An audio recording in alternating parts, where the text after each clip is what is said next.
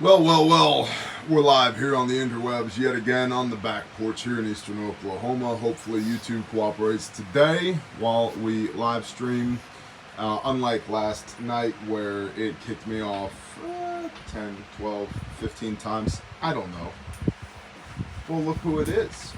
Hello, Mr. Rat. We're going to do the brief. Good job. It is 31MAY23. I'm Bear Independent from the internet. Listen, if you're new here, subscribe, ring the little bell icon. If you're not new here, share the show with somebody you love, or don't. That's entirely up to you. And please make sure that the YouTube algorithmic robots have not unsubscribed you. Okay? Okay, Bear. All right, cool. What's up, Paul Addison? Yo, dude. Thomas Carter from Arizona. Wow, okay. Tracking. Bear Independent Brief 31MAY23, brought to you by RefugeMedical.com as always. Who turned up the heat? 20 Russian drones attacked Kyiv, killing 4. After the attacks, Kiev's mayor said on TV, quote, "If the Russians can make Kiev a nightmare, why do the people of Moscow rest?" End quote. And shortly thereafter, the reports began. At least 8 drones have attacked Moscow as of Tuesday morning. That'd be yesterday. Russia's defense ministry has accused Ukraine of what they call, quote, "a terrorist attack," end quote, but Ukraine denies being directly involved. I'm sure it's just a quinky dink. It's just a little accident, just a little misunderstanding, you know. The damage was fairly minimal. 2 people were injured and 3 residential buildings sustained damages in Moscow. But some of the strikes appeared to target wealthier neighborhoods. Take that, patriarchy. This attack is the largest to hit Moscow since the start of this war, and there have been concerns expressed that the drones were able to strike the city. That's kind of the interesting thing. So the Ukrainians that Russia has been saying are a bunch of like Neanderthal neo-Nazis, Satanist gay libertines that Russia's going to crush. The mighty bear will crush. Flew drones into Moscow and attacked these neighborhoods, like, without anybody stopping them. That's super curious. That has led many a person to posit that maybe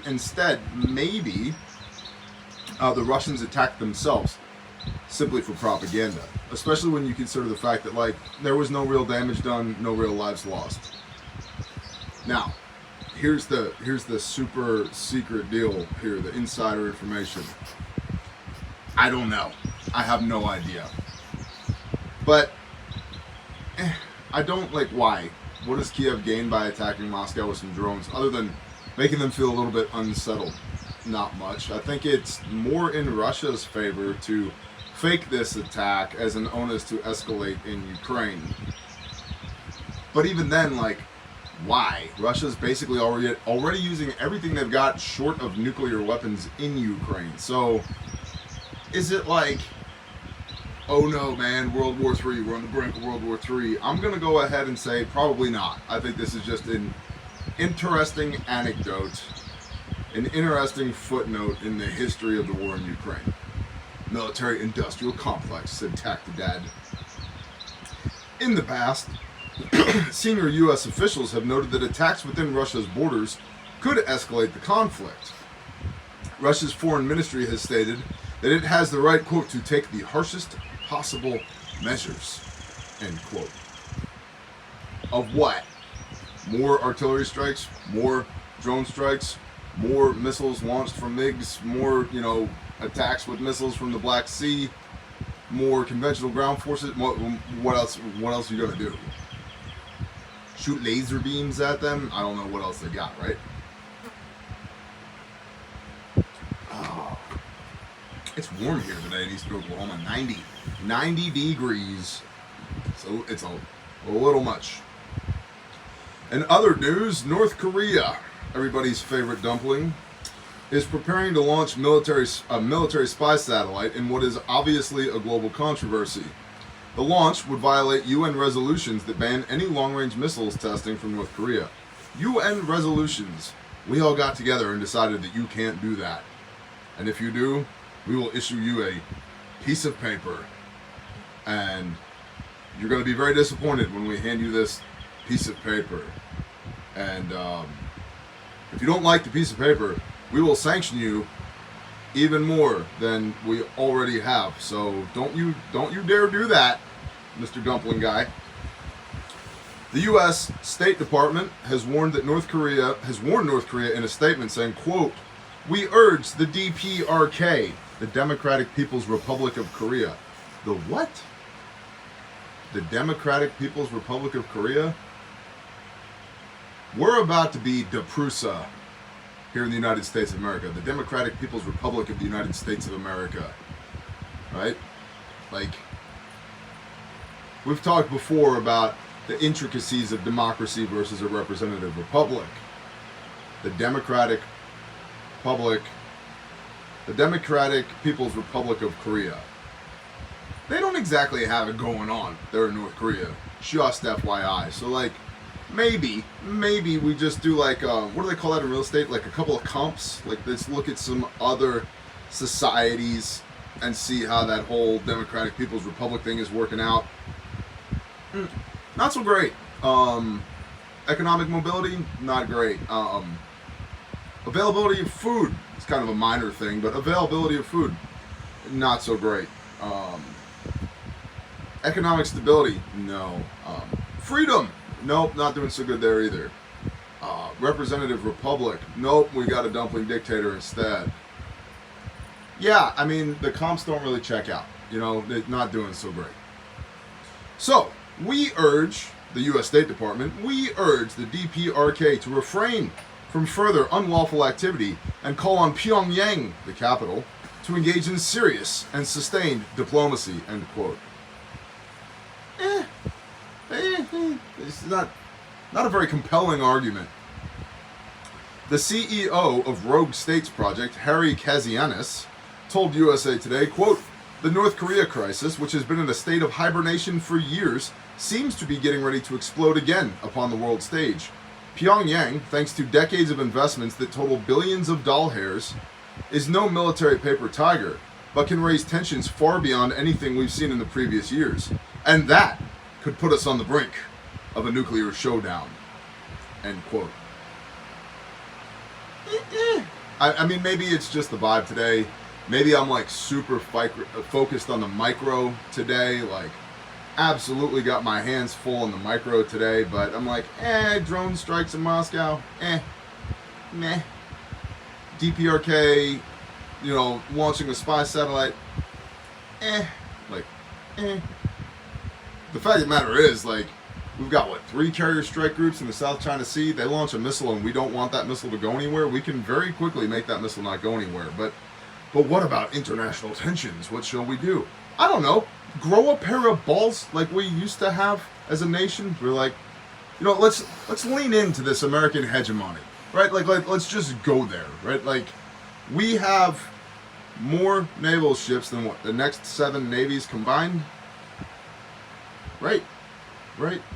Now, I'm a libertarian standpoint, I don't think we should be the police of the world, but we're kind of already the police of the world, in case you haven't noticed. So, like, maybe just shoot the missile down. Right? Maybe just shoot the missile down. The launch of the DPRK spy satellite is expected sometime between now and June 11th, and Japan has already prepared its ballistic missile defenses and called for Pyongyang to refrain from going through with the launch. And of course, if you're on Patreon, you got the written brief and the links. Speaking of China, Xi tells China's security chiefs to prepare for, quote, dangerous storms. This is coming from Russia Today, aka Russian propaganda.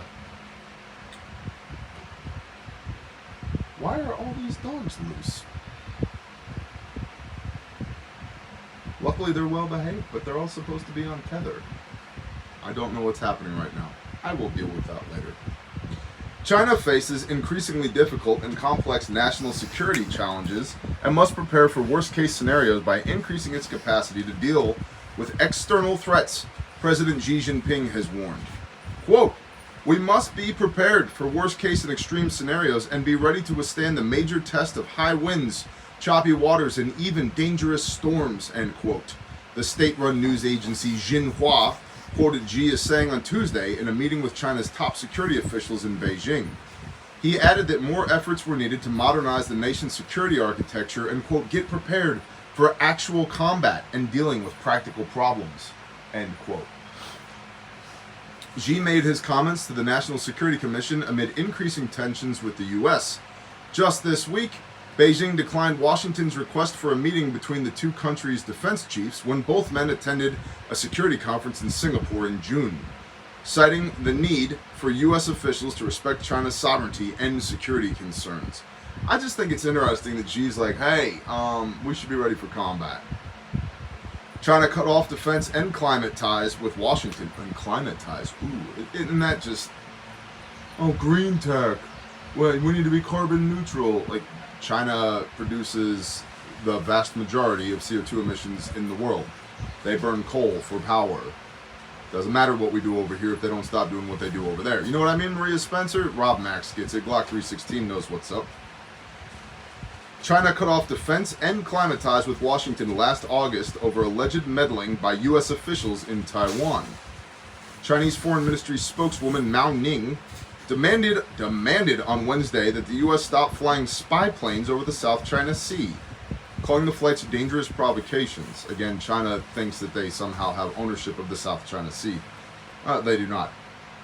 Her statement came one day after the U.S. Indo-Pacific Command accused the Chinese pilot of causing a near collision by buzzing his fighter jet in front of an American reconnaissance plane in international airspace above the South China Sea. There's video of that on the interwebs, by the way. The Pentagon has labeled China, quote, the most consequential and systemic challenge, end quote, to U.S. national security, an assessment that Beijing derided as an excuse to expand Washington's nuclear arsenal and maintain its military hegemony. I agree. I think China's our primary external threat. I think our primary internal threat is like Soros-backed wackos, the two-party system, economic collapse, the Jedburgh teams destroying the U.S. infrastructure and food production, illegals coming across the border, Biden, and many other things. Xi urged his security chief to build up strategic self-confidence, improve the coordination of their operations, and utilize more advanced technology. He called for enhanced real-time monitoring of security threats, a better early warning system, and improved handling of computer data and artificial intelligence. Come here. The complexity and severity of national security problems faced by our country have increased dramatically, Xi said. U.S. President Joe Biden's administration has tried to stymie China's development of advanced semiconductor chips, at least partly because of their importance in advancing AI technology. Those measures have included restrictions on exports of semiconductors and advanced chip-making equipment to China. Last week, China banned purchases of products from Micron Technology, the largest U.S. maker of computer memory chips, citing significant security risks. Some observers interpreted the move as retaliation for Washington's efforts to contain China's chip-making industry. U.S. Secretary of Commerce Gina Raimondo responded by saying Washington won't tolerate the Micron ban. You won't? How are you going to retaliate? You're going to hand them a piece of paper? Here's a demerit, China. We're not happy with you either. It speaks a lot to the current strength of U.S. leadership, Joseph Robinette Biden Jr. et al., that during this presidency, we've had a war with Ukraine. We're probably going to go to war with China. We've got China saying we need to be ready for combat. We've got tinfoil is the new black. Thanks, Nick. We've got North Korea launching missiles again. The Sudanese are losing their shit over there. Like, not as strong leadership-wise as we might think we are, regardless of what the media, the mass media, might be telling us. Speaking of leadership, from the Blaze, Mike Pence will reportedly launch his presidential bid next week, and two other Republicans are also expected to announce. Former Vice President Mike Pence will announce a presidential bid next week, according to reports that indicate he will have an event in Iowa on June 7th and also release a video. Yeah, the Afghani stuff. Thank you, Alexandria Dean. That's correct. The drawdown from Afghanistan, not so great. So Pence is announcing his presidential bid. He's aware that Trump's running, right? Like, has nobody told him that Trump is running? Trump is going to eat him alive. The move would mean challenging former President Donald Trump and the rest of the GOP primary field. Pence served along vice president of blah, blah, blah, blah, blah, blah, blah, blah, blah, blah. Florida Governor Ron DeSantis announced a White House bid last week. Other contenders include Nikki Haley, who served as a U.S. ambassador to the United Nations during a portion of Trump's tenure, Vivek Ramaswamy, Larry Elder, former Arkansas Governor Asa Hutchinson, and U.S. Senator Tim Scott of South Carolina. Polls have indicated that Trump holds a lead over the pack of GOP presidential candidates, you think, and potential candidates, with DeSantis in second place. This astounds me. Former New Jersey Governor Chris Christie. What? Chris Christie sucks. He's terrible. And current North Dakota Governor Doug Burgum, I know nothing about Dougie, also reportedly expected to announce White House bids next week. The first Republican primary debate is scheduled for August. On the other side of the aisle, President Joseph Robinette Biden Jr. is running for re-election, which means that Americans could end up with a rematch of the 2020 election in 2024. Robert F. Kennedy Jr. and Marianne Williamson are also running on the Democratic Party. Biden, who is already the oldest president in American history, and let's be honest, just doing a fabulous job, the guy's super on top of it, would be 86 by the end of a second term. Trump would be 82 by the end of his term if elected. I'm not saying that old white guys run the world, but it sure seems like old white guys run the world. Just throwing that out there. Like, it doesn't take a lot of tinfoil to look at who runs the world and go, 99.9 something percent of these people are old white guys. Let's take race out of this situation. They're just old dudes, right? Like, in any other situation, we'd be saying, Grandpa, it's time for you to go to the home. It's just time. We love you, but you're a danger to yourself and everybody else around you, okay? Like, it's just time, Grandpa. You gotta hang up your spurs. Had enough. It's not gonna work. That's the brief for today. That's what I got, y'all. It's been an absolutely insane day here for me. I hope that the day has been good to you. If I'll only be 82, oh brother, precisely, right?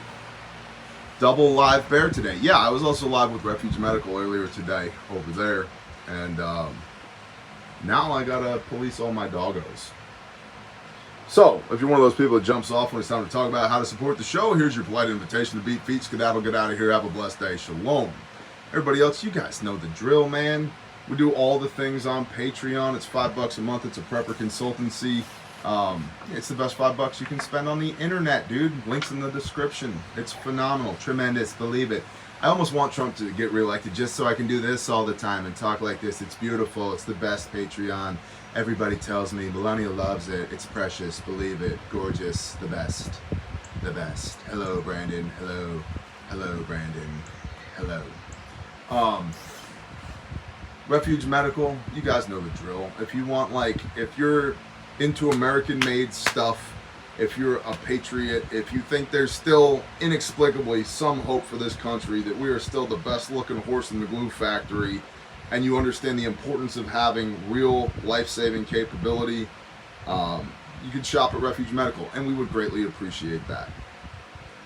We make all the things, the Bear Fac and the Arc and the Stomp Bag. Like, it doesn't matter what you do or who you are, what your profession is, we have a kit that will work for you. You know, if you're a tradesman, we have the kit that you should have on site. If you're a mechanic or a carpenter or work in the oil field, or we've been getting so many pictures of kits in semi-trucks lately. It's awesome, man. Like, yes, we also, for the cool guys doing cool things, yeah, do SF guys and SEALs run our kits? Yes, they do. Do we have Marines who run our kits? Yes, we do. We have law enforcement officers. Yes, we do. But we also have soccer moms and minivans, right? And the whole thing that we do is we take like real end user feedback from cool guys overseas doing things that never happened, and then we use that to develop the best kits that we can then bring them to you on the civilian market. All right. That's refugemedical.com. Be sure to check it out. And I think if you send a picture of your kit to media at Refuge Medical before midnight tonight, they're going to select one person to win a $250 gift card to Refuge. So that's pretty cool. Refuge training, there'll be new dates listed for Oklahoma tomorrow. So check that out. Like, open up the tab and just wait, hit refresh tomorrow. You'll have new dates in the store on Thursday, the 1st of June, tomorrow for Pensacola, Oklahoma. And of course, Grindstone Ministries, man. If you think it's an abomination that there's people out there who are just serially raping kids, so do we. But instead of just talking about it on Instagram, we go make sure that bad shit happens to those bad people, and then we rescue those kiddos, and we put them back together again. That's what we do in a nutshell. If you want to get plugged in on that, grindstoneministries.com. That's what I got for y'all today. I love you. I hope you have an awesome day. I'm going to go find out what the HE double hockey sticks is going on with all these dogs who are off their tethers, because they're not supposed to be. And they're running rampant. They're gallivanting through the non-existent neighborhood out here. Move to the country, they said. It'll be peaceful, they said. Have 90-something animals on your property, they said. It'll be great. Trust me. Whatever. Bless y'all. Shalom.